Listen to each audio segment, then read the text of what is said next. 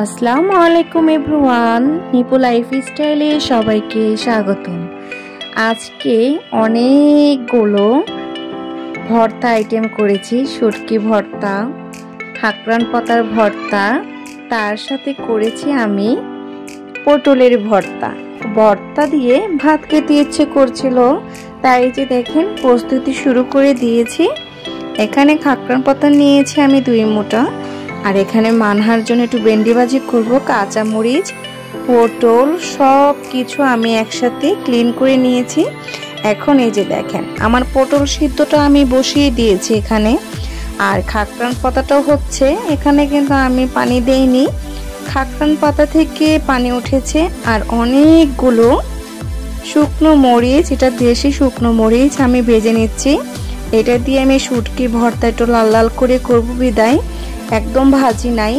আর এই যে দেখেন রসুন পেঁয়াজ একদম বেশি বেশি করে আমি একসাথে ভেজে নিচ্ছি। সবগুলো ভর্তাতে একটু একটু করে দিয়ে আমি ভর্তা বানাবো। আর এখানে আস্ত কিছু পেঁয়াজ নিয়েছি, শুটকির ভর্তা হয়ে গেলে তখন একটু ছেঁচে দিয়ে দিব। আর মানহার জন্য একটু ভাজি করে নিলাম, সে তো ভর্তা ভাজি খাবে না। আর এই যে শিলপাটা, আর আমার সকল ভর্তার সব কিছু একসাথে করে নিয়ে বসে গিয়েছি ভর্তা বানানোর জন্য। আগে আমি এখানে খাকরান পাতার ভর্তাটা বানাবো কাঁচা মরিচ দিয়ে, কারণ হচ্ছে শুটকি ভর্তা যেহেতু বানাবো সেটা হচ্ছে আমি সবার লাস্টে করব। তা না হলে একই শিলপাটায় বারবারে করতে গেলে একটা স্মেল আসবে, ভালো লাগবে না।